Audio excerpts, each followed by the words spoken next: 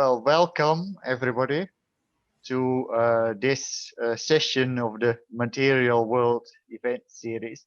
This will be the final session of this academic year, but we have good news for all those interested in this series, because we're planning to continue next year, Louisa and I, is organizing more of these exhilarating events.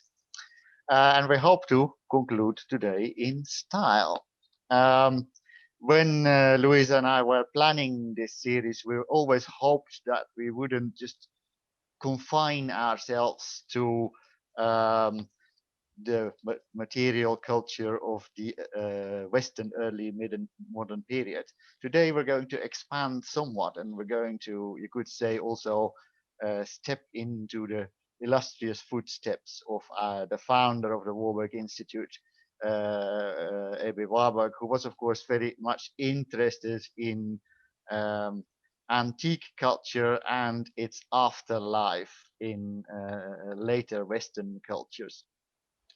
And we're going to do that by, I'm going to introduce today's speaker, who is Dr. Jessica Hughes from the Open University, and who is an expert on anatomical votive offerings from the ancient Greek and Roman world. And that's what she's going to talk about today. But not only that, I understand, she's also going to address some of the sort of the Nachleben of the votive. And apart from saying that she's works at the Open University, it's important to mention that she's also a co-founder of the Votives project, a project entirely devoted to the votive offering, and she will also tell us a bit more about that in the context of her presentation. So without further ado, I hand over to you, Jessica, for your presentation. Thank you very much, Rembrandt. Thank you everyone for coming. I've been really looking forward to this talk. Big thanks to Louisa and Rembrandt for inviting me. I've really enjoyed all the other seminars in this Material World series. And yes, looking forward to talking to you tonight about some work in progress that I'm hoping to get some feedback on. I'll start sharing my screen now. Just a moment while I work out how to do that. Share screen. Okay. Louisa, perhaps you can tell me that if you can see that. Yep, we can see that. That's great. Thank you. Yes, we can see that. Lovely. So what I'm going to be talking about this evening, as Rembrandt's already said, are these votive body parts in classical antiquity and beyond. Votive body parts, I think most people will have come across them, and I can say that with some degree of certainty because there are some on the poster image for this seminar series. This is a panel from the St. William window in York Minster, and it shows a pilgrim to St. William's tomb carrying a wax leg model. Another reason why it's nice to put this here today is that today, 8th of June, is actually St. William's feast day. So I thought that was a really happy coincidence. But this is also just such an interesting image to serve as kind of the poster for the seminar series. I love the way that the artist has hung up some other wax votives behind this pilgrim, indicating previous visitors at the shrine and earlier miracles. This has got a very long history, these votive body parts, and I've put some images on the slide here that are amongst the oldest known ones. So on the left, you've got from as far back as 2000 BCE from a Peak sanctuary in Crete. In the middle, 700 BCE, around that, these beautiful small golden foil objects from the sanctuary of Artemis at Ephesus. And then on the right, we've got these life-size terracotta body parts. So I wonder if quite a few of you might have already seen these, because these are probably the most famous ones from classical antiquity. And they're from the sanctuary of Asclepius at Corinth. Asclepius is the god of healing. And this is a good point to say that actually most votive body parts, we think they were left in sanctuaries as vows, as in hope or in thanks for a healing miracle. Now, Not all of them by any means. There are other things that votive body parts could be dedicated for. You might think of a foot as being dedicated for in a connection with a journey, or a head or a heart symbolizing the whole votary, putting themselves into the protection of the saint or deity. But generally, we do think that these are broadly connected with healing. So these terracottas are from 5th century BC Greece, which is when they start to become really very numerous. They're not just in clay, and we also have marble ones as well. And I couldn't resist making this juxtaposition between this 4th century BC votive from the sanctuary of Aminos, the hero physician in Athens, and the St. William window panel. And you can probably see why. And there are some quite striking similarities between these, even though they're so far apart in time. I mean, I was struck by the beard fashion for one thing, but also the choice of limb.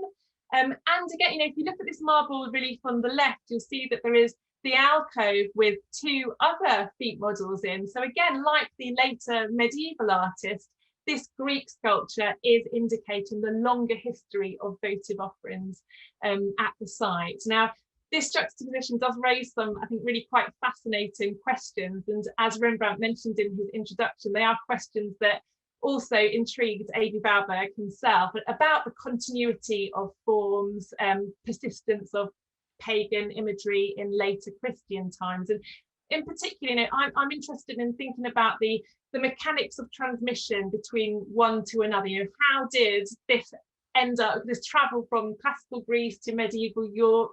Are we looking at sort of, you know, Greece to Rome, to the Roman Empire, to Roman Britain, then to Christian York? It's very, very hard to kind of trace precise routes of transmission, but it is you know, a really exciting challenge. Also, the questions of what changed. I've mentioned some similarities, but there are lots of differences, both in the visual form and the materiality, and of course in the theological framework of these things, you know, how they were embedded in rituals in these different places, what they tell us about changing beliefs of the human body as well. And a third question that I'm very keen on exploring in this new project that I'm doing is how later viewers of votive, so in this case, for instance, the medieval pilgrim or the people who looked at this stained glass window, how much did they know about how old this tradition was? You know, did they have a consciousness of it stretching back centuries? And if so, what did that mean to them? So these are some of the questions that I'll be exploring tonight with you. In relation to my new work on Pompeii, on the Valley of Pompeii, I've just put this picture of my book cover, 2017 book cover here, to signal that this is kind of building on work that I've been doing for quite a number of years. But this book was about classical antiquity, and it was looking at case studies across the classical world, whereas what I'm doing now is focusing on one particular place and looking at how the votive tradition developed over the longue durée. That place is the Valley of Pompeii. I think this might be time to get my laser pointer out. I'm sure many of you have visited or are familiar with it. So Valley of Pompeii is in between Vesuvius and the Monti Latari mountains. The photograph on the right is taken from the top of Vesuvius. I was up there a couple of years ago, seems a long time ago now, looking over the valley towards the Monti Latari.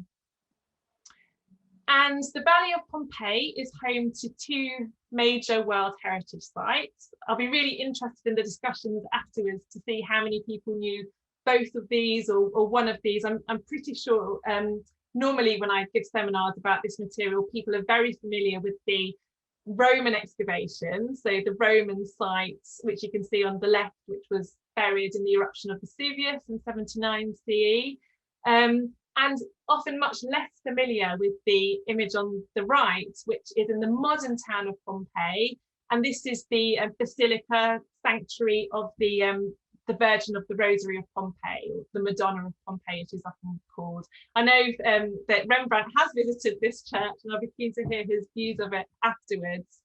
But so my current project is really looking at religious change in this Valley of Pompeii, and also at the relationship between these 2 sites. So the church was founded in the late 19th century, and I'm just kind of curious as to how the founders and the early visitors interacted with the ancient site, you know, and how these two populations of pilgrims and tourists, if you can categorize them like that, have intermingled or rather stayed apart, because even if you visit Pompeii today, you'll see that it's almost like two Pompeis. The two parts of the city are quite distinct, and there's very little movement between them.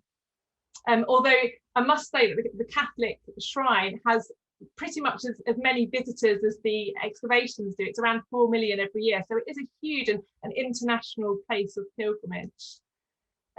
So Votive, the one strand of what I'm doing in this project, I'm looking at all different kinds of material culture and aspects of classical reception, but they are a kind of obvious place to start, because votives get dedicated quite intensively at both sides of Pompeii. So they used to get dedicated in the ancient sanctuaries, and they were and still are given in the Catholic shrine as well. So loads of potential for exploring that kind of question that we just mentioned in relation to the St. William window and the marble relief. Now, we'll start by looking rather quickly, I think, at ancient Pompeii before moving on to the modern shrine. I've put a map here, not going to go into this in a lot of detail, but just to give a sense of roughly how many shrines there were. This map relates to the 1st century CE. So you'll see the dark areas within the grids are shrines within the city walls. And then you have 3 quite important extra urban sanctuaries. Santa Bondios, that's the Dionysus sanctuary. Another deposit of votives has been found at the Fondo Iozzino. These are really astonishing. If you're interested in votives, I'd say just go and do an online search for Fondo Iozzino votives, because they've been excavated quite recently. Massimo Ossana, who's the outgoing superintendent, talks about them in a chapter of his new book on Pompeii, and they're really stunning. Now, today I'm going to show you a votive deposit that isn't quite as stunning, but it's interesting for me because it's the only place in Pompeii that we have a deposit of anatomical votives. And it's around here in the triangular forum. So it's the Doric temple. Here are some images of the Doric temple in its, well, what it looked like recently, a plan, and then a couple of reconstructions. And these photos, like the ones on the next few slides, are from these 2 books. The publication of the votives by Maria Teresa d'Alessio, and then the publication of the whole temple complex. So yes, you'll see, I think what I want to draw attention to here is this area on the top. So there's the temple here, and then there's a portico around it, and at the top of the temple there's a dark grey area. I think, yes, Saggio 2 marks where the votive material was found. So in this kind of portico colonnade, just underneath the colonnade level. And we think the temple was dedicated to Athena. Some people say Athena and Heracles. That's because of the votives that were found there largely. There is some inscriptional evidence as well, but a lot of the votives seem to relate to or depict the goddess Athena. So, for instance, there's this statue, a figurine in the middle. There's over 100 of these, but it represents Athena with her kind of Phrygian helmet and a shield that has a Medusa symbol in the middle. But there's other objects like, well, this is a terracotta antefix that we think represents Athena as well. There were miniature cups. These are all votive offerings that are brought to the shrine. This is a loom weight, and these are also really common offerings in Italic shrines, and particularly suitable possibly for Athena because she is the goddess of craft and weaving. Okay. Now we do have anatomical votives as well, as I mentioned, from the Doric temple deposit. But before I show you those, because they are very fragmentary, and I must say I did my first trip to London in a long time last week to go and look at this excavation report, and I was a little bit underwhelmed when I saw the pictures of them. So I decided to show you a couple of other deposits first, so you can get a sense of what these kind of terracotta votives do sometimes look like when they're in a less fragmentary state, but also to make the important point that this isn't a unique type of offering for this shrine, but it's found all over Western central Italy. The one on the top is they're quite recently discovered deposit of more than 1,000 votives from an amazing site called Pantanacci. It's just south of Rome, near Lanuvium, and it's a cave site where votives were found wedged into crevices in the walls and the floor. If you want to find out more about this site, I would highly recommend Emma Jane Graham's book, Reassembling Religion in Rome and Italy. She's got a whole chapter dealing with this deposit and related issues. Underneath, there are some votives from the site of Nemi, the Sanctuary of Diana. Again, all different body parts. You can probably make out this is what's conventionally interpreted as a uterus, but there are hands. Also, this wonderful dissected figurine, as it's known in the secondary literature. So these are quite common in Italy. We don't find any in Greece. That's sort of really interesting change from votives that were in Greece and then we think got brought to Italy. The Etrusco-Italic craftsmen and dedicants added internal organs to the deposit. So that's, it just gives a sign of how when you're tracing the anatomical votive tradition, you can find some really quite revealing and compelling differences. On the right, you can see a map. Now, this was produced in 1975, so it's a little bit out of date because more votive deposits have been discovered since this time. But so it's from a publication by Maria Fanelli, and she mapped all of the deposits with terracotta anatomical votives. And Pompeii wasn't in there because the Doric Forum, the Doric temple in the Triangular Forum, that was excavated. Well, the votives were found in the mid-90s. So I've just, I don't know if you can see that little red dot, but the laser pointer does the same thing. So Pompeii will be around there. So you can see that we get into the very southern periphery of this phenomenon of terracotta body parts, but there are some ones further south. So that's Salerno, and then Pestum, and then a couple further down in Puglia. Okay, so these are this is a selection of the votives from the Doric temple. There are 13 others, but they're a mixture of upper and lower limbs, so we don't get any of the dissected torsos or eyes or things like that. It's just hands and feet. So interestingly, some of these are hand molded. I think these three are this one is mold made, the excavator thinks, and these three are hand molded, which is slightly unusual. But D'Alessio in her publication says this one, which is slightly smaller, perhaps a child's foot, that she thinks this one was hand molded and then the toes stuck on afterwards. We don't know an awful lot about where they were originally deposited. If I just flick back to that slide with the plan and say, that they were found here, it's very common. In fact, it's almost always the case that we find votive body parts out of their original primary context of deposition. So looking at the Nemi votives, these were found all tucked away in what's called a favissa. So a special votive pit where when the sanctuary got too crowded, the votives were moved in there, which enabled them to stay within the property or under the ownership of the deity to whom they'd be dedicated. But it also freed up the surface of the sanctuary for other votives to be added. Now, I don't think that's what happened in the Doric at the Doric temple. I think it seems to be more associated with new building work. But the point is that we really don't know where they were, first of all. Occasionally at other sites, we do find them piled up on or around altar bases or statue bases. And these things were present in the Triangular Forum, so that could have been the case. But they just raise so many questions, and I suppose that's part of why they are so intriguing.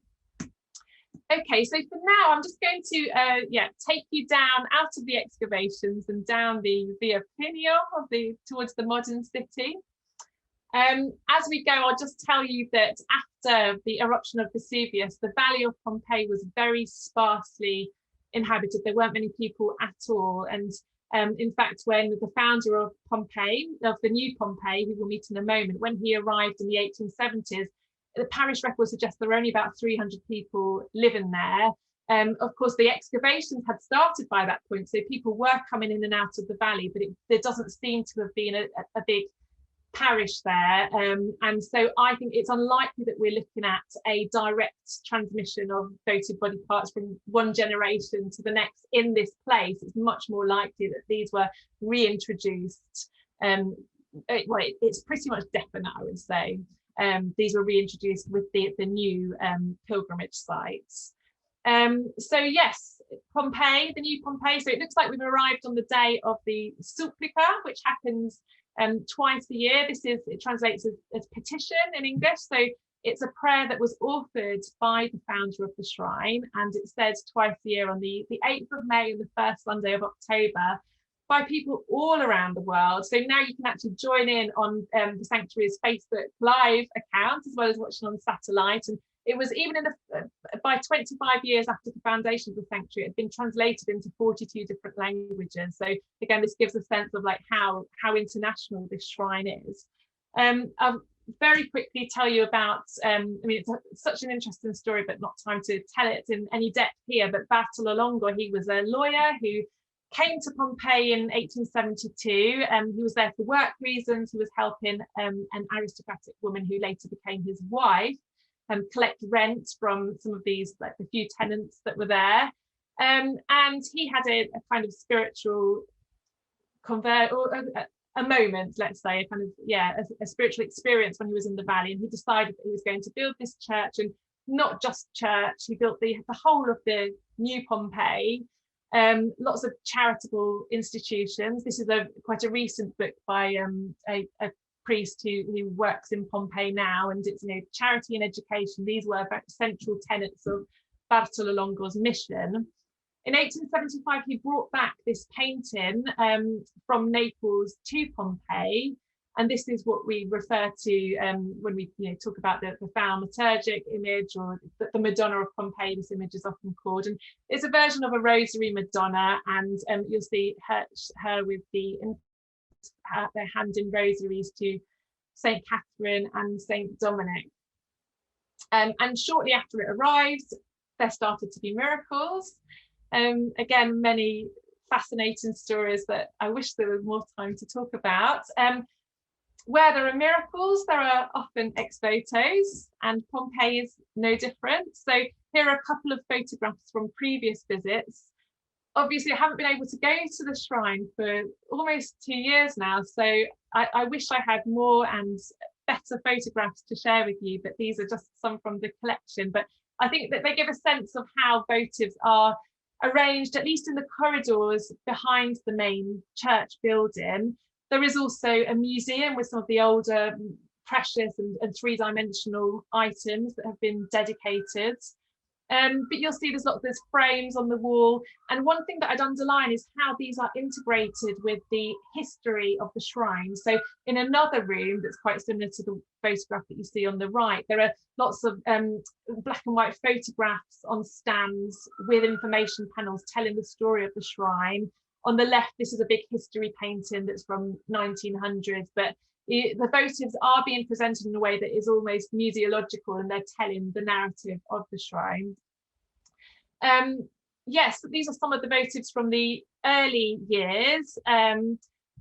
Jewels were often dedicated, and you see just in this photograph of the image before it was restored in the 1960s, that these were then often affixed to the painting. So there's rubies and emeralds and diamonds.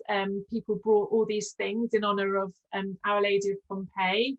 Votive tavoletta, like we often find at other shrines around Italy. So I picked two out here from, there's a very good publication of the votives called La Madre Bella, or Sweet Mother in English. It's published in English as well, and that's by Monsignor Pietro Caggiano and Michele Rack and Angelo Turchini. So some of the photos I'll show you are from their book.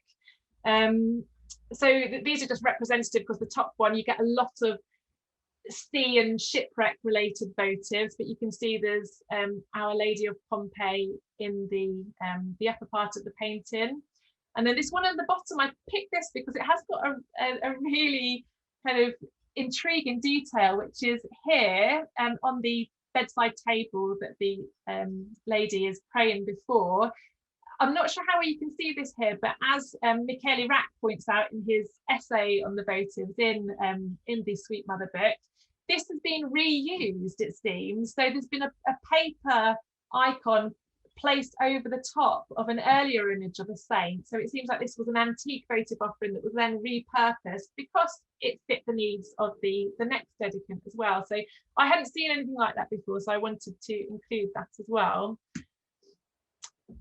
But what about the anatomicals? Because that's what I'm talking about today. Well, in the early years of the shrine, it seems that there weren't really any. Now, the image on the right that I'm showing you, that is from another church in Naples, it's the Gesù Nuovo, but that was just to illustrate that at this time, votive body parts were a very common offering and people expected to see them, but at Pompeii, they weren't there. So the top quote on this slide is by Thomas Jones, who is a Welsh Methodist minister who spent some of the early years of the 20th century in Naples and visited Pompeii.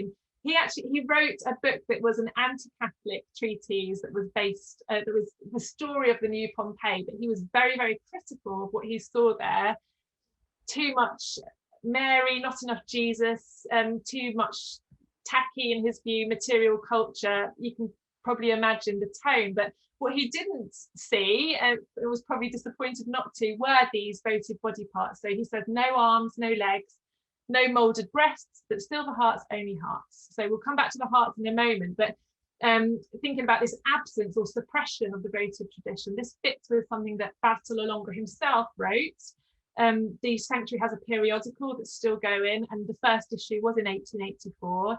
And in his first editorial, Bartolo Longo, he sets an agenda for what his shrine's going to be like. And he says, let us not exhibit to the public these wax feet, legs, crutches, heads, eyes, braids of hair, votive paintings. So things that you did generally see at shrines around Campania and around Vesuvius. And instead, he says, we've got living people from every social class who are going to talk about the miracles and the great things that are happening in Pompeii rather than show them through these objects. So that is really intriguing, and when I first read it I did think, well, maybe it is kind of a reaction against this the idea of the persistence of antique forms. Many of you will probably know that at this time there were people, well, like Thomas Jones, who were critical of Catholicism, and their critique often took the form of making connections between paganism and popery. So I did wonder, well, maybe he's avoiding them for that reason. But the more I've learnt about Bartolo Longo and his attitude to antiquity and the way he uses it in many kind of creative and ambiguous ways, I don't think that's the case. And I think it's so. Just a very quick example, he put a via sacra in Pompeii and this colonna miliaria in a Pompeian style, and he's quite happy to say, this is a pagan symbol, but look, our faith and our love for Our Lady have inspired this, and when people look at this monument and they visit Pompeii, they're going to understand immediately that this is now a Christian symbol, and it's a very powerful one because it's got such a long history and memory. So I really don't think that it was the ancient roots of the anatomical votives that were a problem for him. Instead, I suspect he's trying to distinguish Pompeii from these other shrines. This is something that he was absolutely concerned to do. Festivals and visits and material culture at the new Pompeii have always been, starting from Bartolo Longo's time, quite carefully choreographed, policed even, in that festivals do not look like other Campanian shrines. There isn't this kind of messiness, rowdiness, in inverted commas, vulgarity, as some people have described them, of the processions up to like Montevergine that you see in a print on the left here, or Piedi Grotto in Naples, which was very kind of riotous and full of music, or the Madonna dell'Arco shrine, which is on the other side of Vesuvius, where pilgrims do they go up the aisle of the church on their stomachs and sometimes kind of lick the pavement, and Bartolo Longo did not want Pompeii to be like that. So 1887, again, he's writing in the Rosary in the New Pompeii, the periodical, noisy pilgrims aren't permitted to enter, women with dishevelled hair aren't either, and no banners of any kind are allowed. So he's really kind of forbidden pretty much this material culture that you find at other shrines. And so I think the anatomical votive, the fact he doesn't like them and doesn't want them, is connected to this as well. And it's interesting that a lot of these practices that are being discouraged at Pompeii are about the body and bodily practices. Something else that he was keen on was fundraising. So the church was basically built with donations from aristocratic Neapolitans and also from people in the locality who gave, he saw it as the widow's mite, an obol a month he asked for. And so he also preferred money to votive gifts. The hearts that Jones, the minister Jones, mentioned in the slide that I showed a couple of slides back, these refer to, I think, an ingenious idea of Bartolo Longo's, which is a kind of transformation of the anatomical votive tradition to his own needs.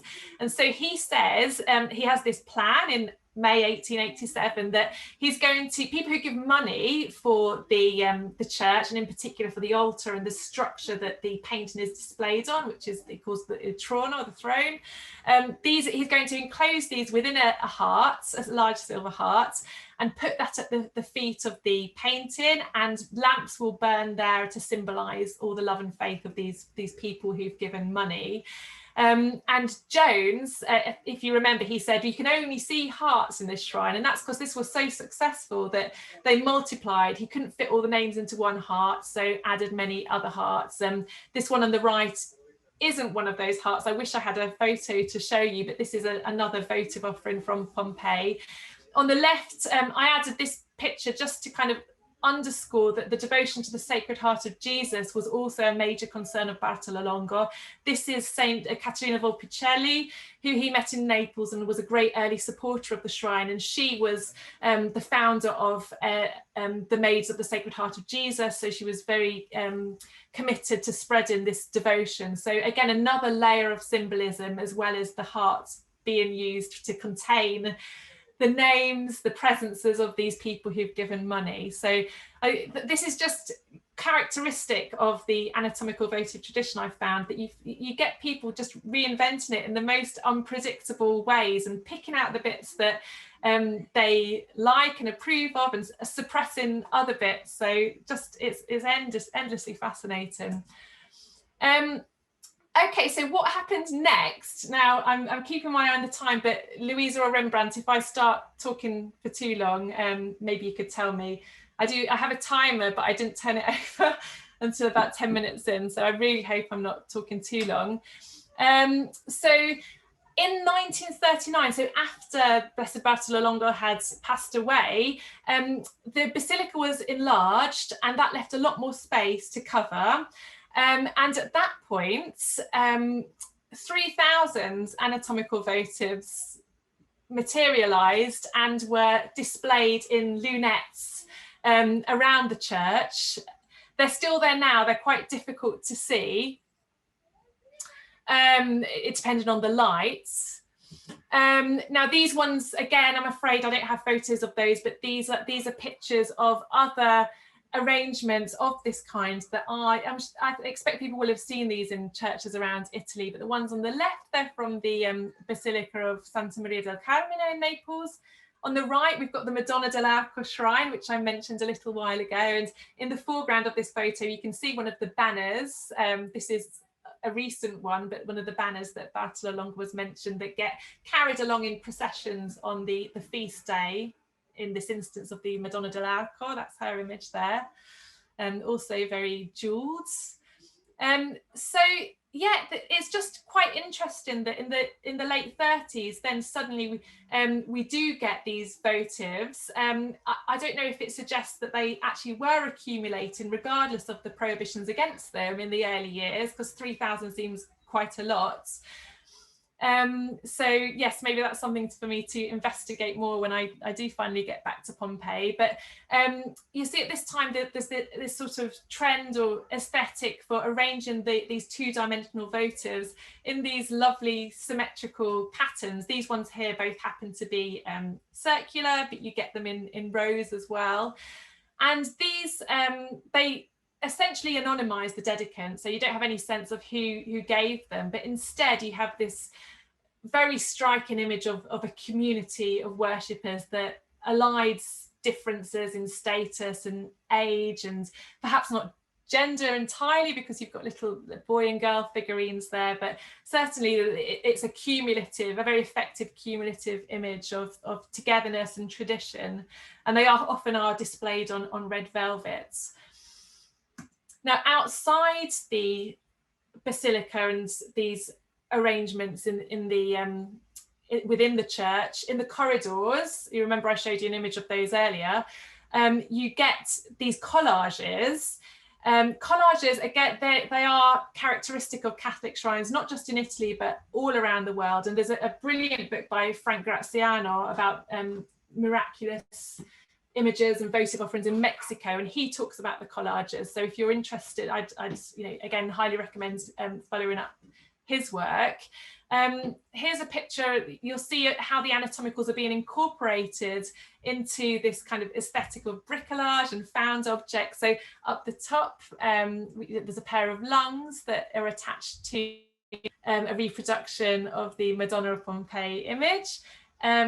Bottom left, there's an arm and a leg that are accompanying a typed narrative of an accident and miracle. I'm afraid I wasn't able to see, I can't remember what it says, but I will take a better photo next time I'm there. And then in the bottom right, look, we've got this photograph of a little infant with these two silver feet, and then the plaster casts that presumably were removed after a successful operation. I think that's just such an effective image, and it shows how the dedicant is being represented in multiple ways. So some people talk about this in terms of being over-determined. That's the word they use. I think of it more as an intensification of the presence of the votary within the shrine.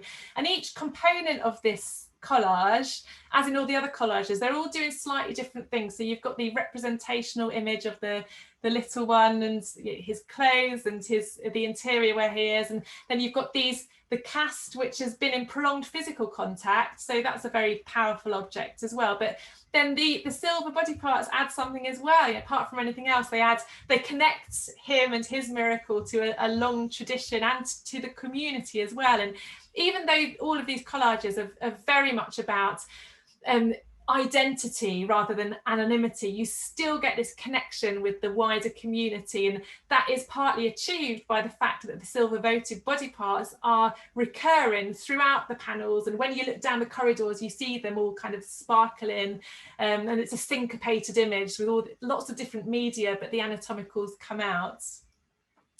Okay, so I'm getting towards the end now. Here was just one more slide with a couple more collages in, and I particularly liked this middle one, which was dedicated by one of the many international pilgrims. And again, different sorts of image here, but in particular, the X-rays of before and after an operation. So to me, this was just a wonderful example of how the anatomical votive tradition can be updated as new technologies come in as well. And then I just really like the embroidery and the eye, and often you do get handwritten or handcrafted elements in the votives, the handwriting over there, and it's important that these are things that have been crafted by the person giving the votive or one of their loved ones, because again it is that sense of prolonged physical contact and intimacy, and these are all things that strengthen, I think, the bonds between votary and the person who's being honoured or asked or thanked for a healing event. So we've come quite a long way from the triangular forum to New Pompeii and the votives there, but hopefully along the way it started at least exploring some of those questions that I was asking at the beginning about persistence and tradition and change. elements of continuity. It has been harder to answer the question about reception and what later dedicants and makers and viewers thought about antiquity, partly because of this strange suppression or caesura in the anatomical tradition in the early years of the shrine.